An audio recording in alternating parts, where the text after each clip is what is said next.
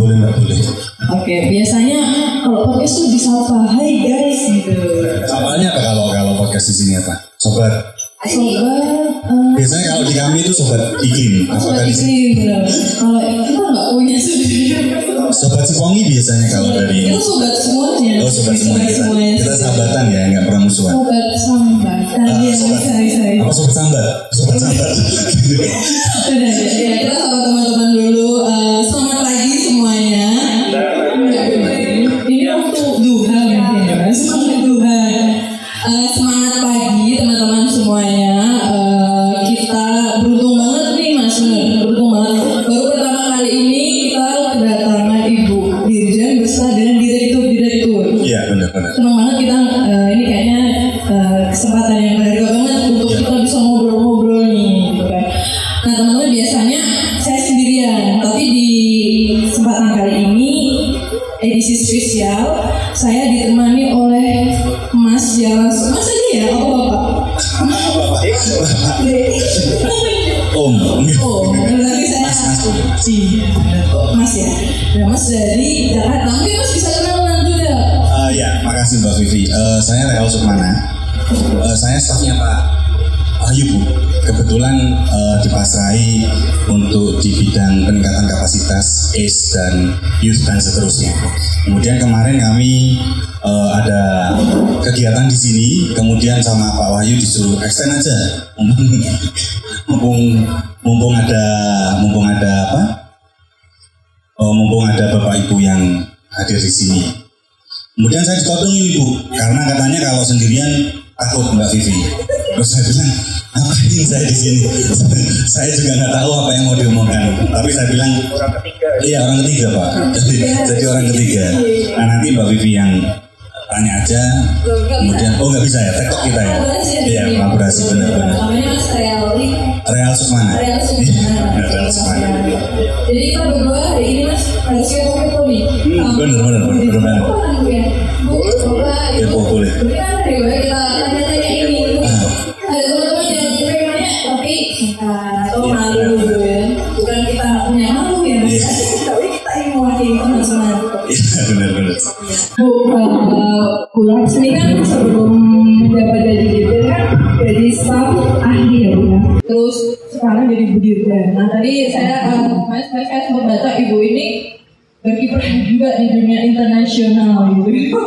Bisa ceritain nggak Bu, Ibu itu pengalamannya tuh kemana aja gitu. Mungkin teman-teman tuh pengen tahu juga nih.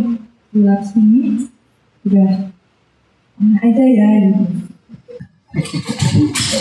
Ini langsung dijawab ya? Boleh. Ya, terima kasih untuk pertanyaannya, untuk perkenalan. Saya, yang pasti saat ini saya sudah pernah ke kantor Daops Jambi. Hari ini saya sudah bisa bilang seperti itu. Ya, tadi disebutkan, alhamdulillah sejak saya mulai mulai tugas sebagai ASN itu, ini kalau disebutin tahunnya ketahuan usianya ya, tapi nggak apa-apa kan harus jujur. Sejak tahun 91,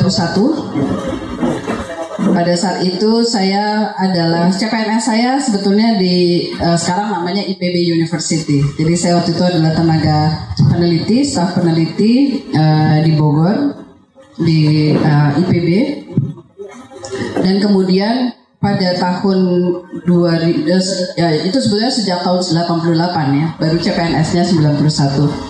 Di 92 berdiri yang disebut Badan Pengendalian Dampak Lingkungan Hidup Bapedal. Pada saat itu Profesor Emil Salim sebagai menteri sekaligus kepala Bapedal meminta kemudian saya pindah. Sejak itu kemudian saya ditugasi beberapa tempat sampai kemudian bergabung dengan KLHK. Jadi alhamdulillah kalau dari proses perjalanannya saya mendapat kesempatan untuk belajar banyak hal, kemudian melakukan banyak hal. Mulai dari awal saya masuk di AMDAL, kemudian saya juga pernah di standarisasi, di Biro Perencanaan, Biro Kerjasama Luar Negeri, sampai semuanya, hampir semuanya sudah dapat kesempatan, alhamdulillah. Ya, yang terakhir memang sebagai staf ahli Menteri Lingkungan Hidup dan Kehutanan bidang industri dan perdagangan internasional. ya karena lingkup tugasnya maka saya punya kesempatan untuk merepresentasikan KLHK di dalam negosiasi-negosiasi, karena pada saat ini negosiasi perdagangan itu selalu dibarengi dengan isu pembangunan dan lingkungan hidup ya Pak Bestari. Jadi negosiasi kerjasama dagang bilateral, negosiasi kerjasama perdagangan multilateral melalui WTO segala macam, saya berkesempatan untuk ikut. Jadi ya alhamdulillah sudah hampir ke semua benua, tapi belum semua kota gitu ya. Tapi yang sebetulnya yang paling disyukuri adalah kesempatan untuk belajar di banyak hal. Mudah-mudahan nanti teman-teman juga punya kesempatan ya. Ini kan teman-teman masih punya banyak kesempatan gitu ya. Saya meniti karirnya tadi sudah lebih dari 30 tahun kalau bicara dari mulai tahun 88 sampai sekarang. Jadi mudah-mudahan nanti teman-teman juga punya kesempatan di sana. Udah semua benar udah ibu jajaki gitu ya Bu ya? Ya mampir. Mampir. Bu, ibu kan berarti sibuk gitu ya? Nah ya sibuk gitu aja ya. Ekonominya sibuk. Nah bagaimana cara ibu membagi waktu nih Bu? Kita sebagai seorang ibu di rumah tangga. Nah cara tips and trick nih supaya ibu bisa karir tetap jalan, rumah juga tetap jalan, bukan rumahnya yang jalan ya Bu ya. Di rumah tetap ya tetap ngebul. Itu gimana Bu tips and triknya? Di sini juga ada Sri Kandi Manggala Agni ya Bu. Jadi teman-teman ya ada 4 ya yang di sini ya di dalam sini. Di Daop ini ada 4 tapi ada Mbak Rumi ini dari Daop Bulia juga. Oh, oke. Okay. Iya. Mungkin ibu bisa sharing, teman-teman bisa copy paste gitu. Iya. Kalau copy paste jangan lupa disesuaikan ya. Karena kadang-kadang copy paste terus kita lupa sesuaikan.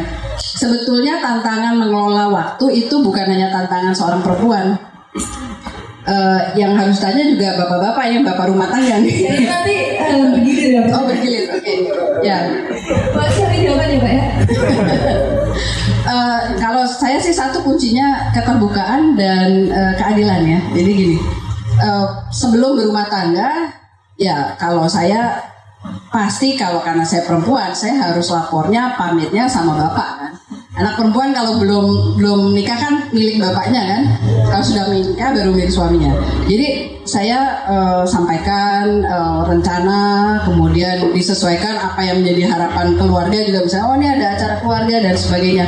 Sebisa mungkin. Saya nggak akan bilang tidak jujur kalau saya bilang itu hal yang mudah. Tidak gitu ya. Ini hal yang menantang tapi bisa dilakukan. Selalu ada trade off. Pasti akan ada yang dikorbankan.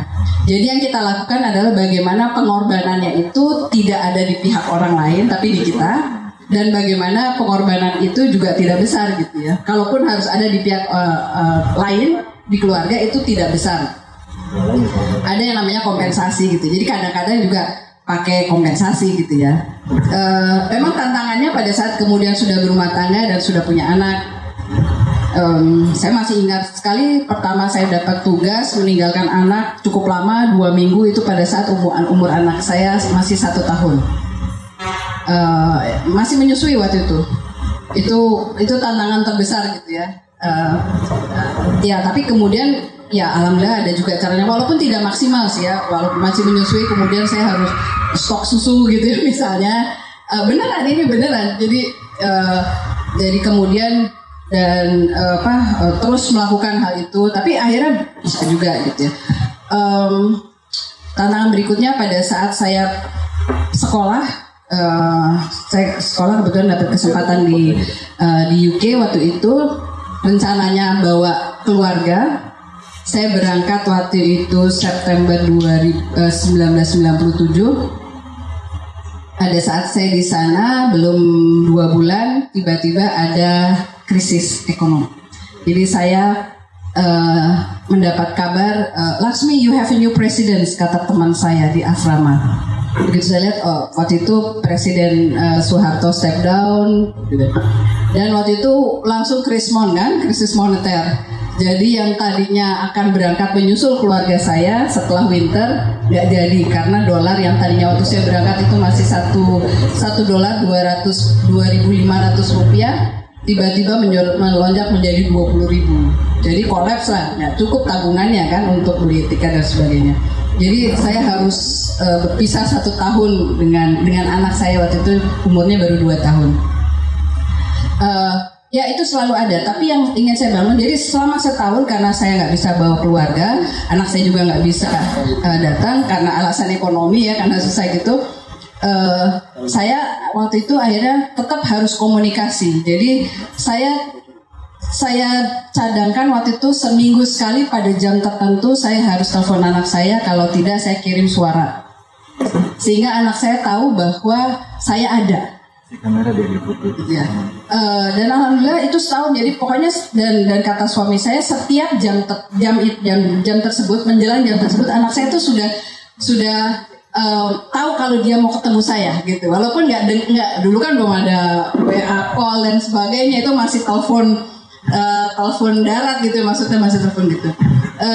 Jadi yang saya ingin katakan adalah kita harus try our best. Jangan take it for granted sama keluarga. Keluarga sudah berkorban, kita harus bisa mengupayakan sekecil apapun, harus bisa berkomunikasi.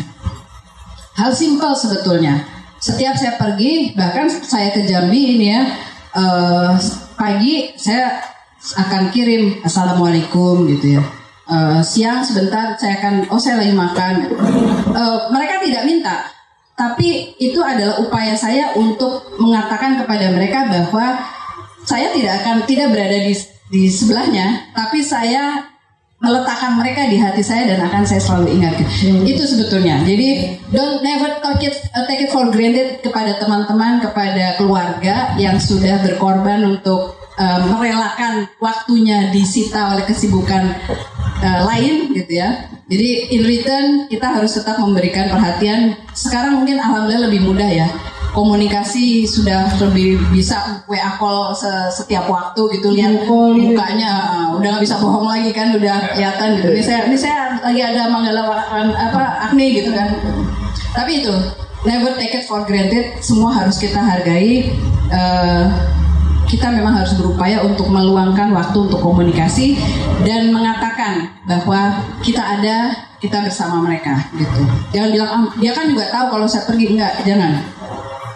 Karena belum tentu mereka merasa kalau kita perhatikan gitu kan. Jadi ya kalau kamu sayang, bilang saya sayang gitu. Terus jadi nggak enak gitu ya. Ada yang lagi sayang-sayangan? Bener. Jangan take it for granted. Jangan karena kita nggak tahu saat itu suasana hati teman kita, suasana hati keluarga kita sedang apa. Jangan-jangan dia lagi sedih. Jangan-jangan dia lagi sedih kan. Tapi kalau kita sapa, oh oke, berarti ada ya gitu ya. Ya trik-trik lainnya ya kalau anak waktu kecil kan cuman mama pergi ya, oh jangan nanti dibeliin ini deh. Nah, itu memang juga ada sih, terus terang pasti ada. Tapi yang intinya adalah jangan remehkan pengorbanan mereka. Menghargai keberadaan. Benar. Waktu itu kan belum ada teknologi seperti sekarang. Pernah kirim kartu pos Bu ke rumah Bu? Selalu. Oh selalu ya Bu? Ya, saya selalu mengirim kartu pos kemanapun saya pergi pada saat itu ya. Kalau sekarang enggak. Saya kirim kepada anak saya walaupun waktu itu dia masih bayi. Jadi ada, saya tulis saya ngapain, saya harapan apa. Meskipun kadang-kadang kartu pos itu sampai pada saat saya udah pulang. Karena biasanya tugasnya kan cuma beberapa hari ya Bu Emma ya. Misalnya meetingnya cuma 2 hari. Jadi saya pulang kartu posnya beberapa hari kemudian, namanya juga kartu pos pakai perangko sederhana kan 1 minggu gitu ya, atau lagi dari jauh. Jadi ada, dan anak saya masih punya. Benar. Dan itu mungkin ngaruh ke motivasi putra-putrinya Ibu Dirjen. Mungkin bisa diceritakan misalkan karena Ibu Dirjen pernah di UK, terus anaknya ingin menapaki karir yang sama, terus itu membuat motivasi putra-putrinya Ibu Dirjen sendiri. Iya, saya punya 1 putri, kebetulan alhamdulillah baru menikah. Alhamdulillah. Ya, saya pikir secara tidak langsung ya. Dan maksudnya dengan demikian saya juga mendapat respon, dia kalau apa-apa juga bilang saya lagi ngapain, walaupun cuman kecil aja. Karena saya selalu mengatakan bahwa saya khawatir kalau tidak dengar berita, saya nggak akan bilang no news is good news. Kan kadang-kadang kita bilang gitu, kalau nggak ada berita tandanya berita bagus, enggak. karena saya tahu kalau nggak ada berita bisa saja dia sedih, sangat sedih, nggak bisa ngirim berita gitu ya. Jadi bisa, dan ya kebetulan jadi anak saya juga jadi suka nulis ya sekarang. Karena dia profesinya dokter, dia jadi menulis artikel juga selain dia praktek dokter juga gitu. Tapi it's work kalau buat. Tapi gini teman-teman, tadi jangan copy paste ya. Karena mungkin budayanya beda-beda nih, kebiasaannya beda-beda. Jadi cari kebiasaan yang paling pas gitu. Jangan kan Bu Ami begini terus saya sama aja. Ya nggak gitu-gitu juga kali ya gitu. Modifikasi ya. Nah, tuh, inovasi dan modifikasi. Nah, Mas, untuk bapak-bapak saya poin dulu. Jadi gini, tadi kan dari sisi Bu Dirjen sudah menceritakan tentang beban ganda sebagai ibu dan sebagai wanita. Tantangan ganda. Nah, biasanya itu kan kalau yang paling rentan vulnerable tuh biasanya berkaitan dengan gender. Dan dikaitkan dengan ibu dan beban ganda itu. Tapi apa iya cuma ibu-ibu saja yang mempunyai beban ganda? Siapa tahu bapak-bapak di sini juga punya beban ganda, Bu. Ternyata dia harus ngantar anak sekolah. Iya, dan itu bisa jadi. Mungkin dari Pak Saiful dulu, terus nanti. Iya, Pak Ahmad bisa juga cerita. Maaf, apa tadi? Oh, beban ganda. Tantangan ganda. Saya kira semua orang punya ya barangkali ya tantangan ganda ya. Ya walaupun mungkin skalanya berbeda-beda. Tentunya kalau saya jelas karena istri saya dulu juga bekerja. Kerja di sebuah bank ya, tentunya juga lebih sibuk dari saya, pulangnya malam. Jadi ya saya enggak masalah, saya cuci piring gitu ya biasalah, bikin minum. Dan kebetulan ya kayak Bu Dirjen, saya dapat kesempatan sekolah di UK juga, di Skotlandia. Biasa kalau udah jadi mahasiswa kan semuanya sendiri, jadi nyuci piring, masak sudah biasa. Apalagi saya pernah 2 tahun hidup di Kem Tarik ya, di hutan di Kalimantan ya. Jadi itu suatu hal yang sudah biasa buat saya. Dan waktu itu tahun 97 pas kebakaran hebat. Jadi ya saya merasakan teman-teman itu bagaimana memadamkan api, karena saya waktu itu juga sempat ikut juga memadamkan api tahun 97 ya. Belum ada Manggala Agni ya waktu itu. Itu pengalaman-pengalaman ya, itu beban ganda yang saya alami memang. Waktu itu di lapangan saya melakukan penelitian, tetapi betul dulu zaman dulu belum ada HP. Saya sudah punya HP, HP-nya besar, tapi hanya bisa dipakai di kota. Jadi di camp sama sekali nggak ada sinyal. Jadi kalau mau telepon keluarga harus pulang dulu ke Palangkaraya. Ada juga tower kita masang untuk penangkar hujan ya, untuk hujan di kanopi waktu itu tetap juga nggak bisa. Ya itulah sukacita ya. Jadi beban ganda, saya kira asal kita bisa berbagi dengan pasangan kita, saya kira semuanya akan berjalan lancar. Ya saya kira saya KTNP dari Bu Dirjen juga lah sama. Mungkin itu ya, singkat saja ya. Terima kasih Pak Novi dan nanti. Saya juga mungkin cukup singkat aja karena memang saya bukan copy paste Bu, tapi kebetulan kok mirip ya. Jadi kalau Ibu tadi menyampaikan bahwa memang harus respect dan segala macam, kami juga mengalami itu sejak kami punya bayi sebetulnya. Kebetulan mungkin waktu itu saya sekolahnya sempat memboyong keluarga sebelum krisis. Jadi ceritanya justru pada saat saya sekolah itu kita khawatir apakah kami bisa pulang ke Indonesia atau tidak. Jadi kondisi itulah yang memacu kami menjadi semakin solid dalam suatu bentuk keluarga ya. Kita berbagi peran betul. Jadi tadi sampaikan saya harus berlaku juga sebagai kepala rumah tangga. Saya harus mengantarkan anak sekolah. Ingat bahwa saya tinggalkan anak dari dia baru lahir. Jadi anak saya nggak kenal saya sebetulnya 1 tahun pertama. Karena saya sudah terlanjur berangkat, kemudian tahun berikutnya sebelum krisis saya bawa anak istri saya dengan tadi Pak Saiful, istri saya juga sudah punya karir dan harus memutuskan sebagai ibu rumah tangga. Disitulah kita benar-benar melihat berbagi peran dan respek satu sama lain.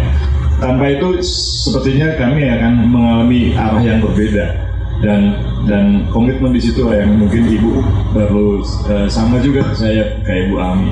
Jadi seperti itu, dan bahkan kalau boleh respek itu kita pertahankan dan kita kembangkan terus sampai hari ini. Jadi semenjak kami menikah, ini kayak curhat aja. Kami dibiasakan berbagi peran dan tidak pernah punya sekalipun, mohon maaf, asisten rumah tangga. Sampai hari ini juga demikian. Jadi saya bertahan sampai hari ini tidak membiasakan atau bahkan memikirkan untuk punya asisten rumah tangga. Di rumah kami tetap berbagi peran. Kita tetap respect walaupun kami juga sibuk seperti apa, istri saya juga sibuk seperti apa, kita tetap komunikasi dengan intens untuk memastikan bahwa pasangan kita masing-masing dengan kesibukan kita masing-masing tetap kita utuh dari sebagai suatu keluarga. Itu mungkin yang bisa kami sharing. Terima kasih. Itu tadi pengalaman dari Pak Saiful dan Pak Wahyu. Mungkin pengalaman lain itu dari Pak Bestari, karena lebih dekat tapak dia dibandingkan beliau ini yang ada di seberang Monas itu, Pak. Ini tentang apa sama masih? Ya, berbeda sebagai kepala. Saya masih bujangan, ya. Saya nggak bisa. Iya, saya masih bujangan. Susah jawabnya. Tentu satu hal yang berbeda. Karena saya, Ibu Dirjen, Bapak Ibu, rekan-rekan semua, saya CPNS saya sebagai Polhut. Jadi memang saya itu di awal-awal tahun 99 itu saya itu memang udah di lapangan. Jadi kalau bicara berbagi peran itu ada periode. Periode awal saya di lapangan, polisi hutanan, sering pos, sering patroli. Dulu saya CPNS saya diangkat, saya ditempatkan di Sulteng, Bu, di Palu. Jadi istri saya juga orang sana, sampai berkembang terus mutasi pindah ke sini, pengorbanan luar biasa. Istri saya, Bapak Ibu, meninggalkan keluarganya ikut saya ke sini, meninggalkan pekerjaan. Sama dengan Pak Saiful tadi, istri saya juga berkarir awal di bank, setelah itu pindah ke sini. Nah sekarang ke sini semenjak saya sudah 3 tahun ini dipercaya menjadi Kepala Dinas Kehutanan, tantangannya beda lagi, Bu. Kalau kemarin sering ditinggalkan karena tugasnya ke pelosok, nah sekarang sering berangkat nih, Bu. Nah sering berangkat, jadi saya masih punya anak kecil satu yang masih kelas 5, istrinya ini yang agak rewel. Ini yang sering, kalau saya itu karena sekarang sudah kecanggihan zaman, Bu, ya mungkin disuruh ibunya juga nih, saya nggak tahu nih, Bu. Jadi kalau saya nginep di hotel itu dia minta video call, ya. Dia minta video call. Tapi memang anak saya itu paling senang kalau diajak nginep hotel, Pak. Wah, antusiasnya luar biasa, Pak. Mencet bel, mau landit. Dia selalu alasannya mau lihat suasana kamar. Mungkin ibunya nggak ada. Nah, itu rahasia juga. Jadi itu. Oh enggak. Karena memang saya tidak pernah macam-macam. Pada saat di video call.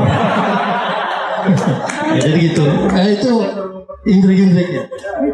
Tapi apa yang disampaikan Pak Wahyu tadi, karena kebetulan kami di Jambi, memang waktu kantornya berbarengan dengan anak sekolah, jadi memang Pak, saya itu barengan. Makanya saya itu jam 6:30 itu paling lambat saya sudah bergerak dari rumah. Sebelum jam 7 saya sudah di kantor. Malah kadang-kadang adisi saya itu belum ada, saya sudah duduk di ruangan. Tetapi bukan maksud apa, memang ya karena antara anak tadi sekali barengan. Bukan mau disiplin, tapi ternyata ini menjadi tolak ukur juga bagi kawan-kawan di kantor. Karena jam 7.15 kan itu sudah langsung apel. Mungkin itu saja yang jelas. Saya sepakat tadi apa. Saya sangat menghargai yang disampaikan Ibu tadi. Tantangan kita pasti berbeda. Upaya kita untuk mengatasinya juga pasti berbeda-beda. Kayak saya yakin teman-teman rekan-rekan mungkin lebih dari kita tantangannya, tentu untuk penyelesaiannya, penanganannya juga lebih. Mungkin itu saja yang bisa saya sampaikan. Terima kasih. Terima kasih, Pak. Ini yang last but not least, karena juga pasti juga punya beban yang agak mirip dengan Ibu Dirjen. Terima kasih. Untuk saya tidak punya beban ganda. Karena saya sejak anak saya berusia 3 tahun, saya membesarkan anak yatim. Jadi saya sudah terbiasa menjadi ibu sekaligus menjadi bapak. Jadi saya tidak mengenal istilah beban ganda. Dan kalau perspektif saya pada saat kita bicara gender, terus terang saja, saya dibesarkan oleh orang tua yang memang moderat. Artinya saya tidak pernah punya perbedaan, menerima perbedaan.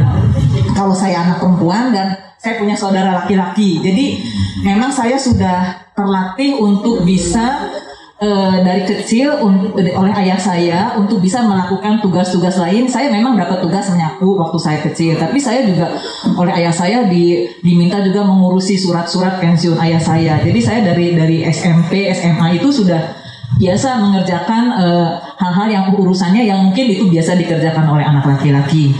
Jadi tidak ada masalah, Mas Real, bagi saya menjalani bukan beban ganda, jadi beban tantangan satu itu. Terima kasih. Terima kasih Bu Emma.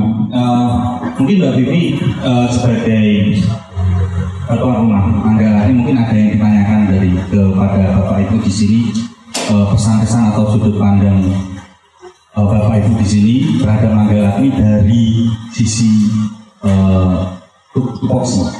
Iya, kita kan biasanya terkenal Manggala Agni kebakaran hutan dan lahan. Padahal kita kan juga ada perubahan iklim ya kan. Nah, di kesempatan ini kita mau tercerahkan, dicerahkan dengan dari sisi Direktorat MS2R, IGRK dan juga dari mitigasi. Sebenarnya hubungan Manggala Agni sama perubahan iklim itu apa sih Pak gitu? Baik, terima kasih. Bisa copot masker. Ya, terima kasih. Percaya atau tidak, rekan-rekan Manggala Agni ini mempunyai peran yang luar biasa. Tadi Bu Dijen mengatakan sangat signifikan ya, perannya. Tidak hanya untuk nasional, tetapi untuk global. Kenapa? Karena saya punya data profil emisi gas rumah kaca nasional, ya, dan semua negara yang meratifikasi konvensi itu wajib menyusun inventarisasi gas rumah kaca nasional, dan ini dilaporkan. Ini sejak komitmen kita, sejak kita menandatangani konvensi. Tapi kita baru bisa menyusun inventory kita itu di 2020, tahun 2000 ya, 2003 ya, 2000 itu baru kita mulai menyusun. Nah, peran signifikannya apa? Karena rekan-rekan ini kalau mengetahui profil bahwa yang paling besar ini menurut analisis ya, jadi ada namanya key kategori analisis kategori kunci yang kita susun dengan para pakar. Ini melihat memang peran terutama yang berbasis lahan, kebakaran hutan di gambut dan dekomposisi gambut ini mempunyai peran yang sangat besar. Jadi fluktuasi gas rumah kaca nasional kita itu sangat dipengaruhi oleh kebakaran gambut dan dekomposisi gambut. Nah, profil tahun 2020 ini sangat luar biasa karena sangat turun hampir 90% dari tahun 2019, 20 anjlok. Tentunya ini peran dari teman-teman semua Manggala Agni. Boleh tepuk tangan. Ini luar biasa ya, dan ini sangat signifikan pengaruhnya terhadap pelaporan inventory gas rumah kaca nasional kita. Jadi sangat luar biasa. Terima kasih. Terima kasih Pak Saiful. Sepertinya jawaban Pak Saiful cukup merangkum dari jawaban Bu Emma dan Pak Wahyu juga, karena bagaimanapun hubungan sumber daya manusia yang dipelopori peningkatan kapasitas berkaitan dengan Manggala Agni dan penurunan emisi berkaitan dengan mitigasi program.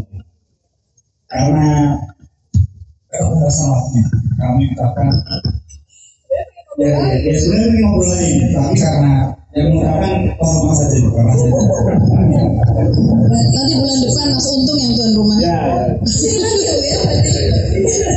Kita lagi semuanya. Kita lanjut lagi ngobrolnya lagi Bu ya dan juga bersama Bapak. Mungkin cukup sekian sesi kali ini Bu Kakak. Seperti itu kami ucapkan terima kasih sekali atas waktu yang sudah disempatkan. Kami harap ada kesempatan lagi yang berikutnya lagi. Tadi kita dapat ngobrol lebih banyak. Baik Ibu, terima kasih atas waktunya. Saya Wassalamualaikum warahmatullahi wabarakatuh.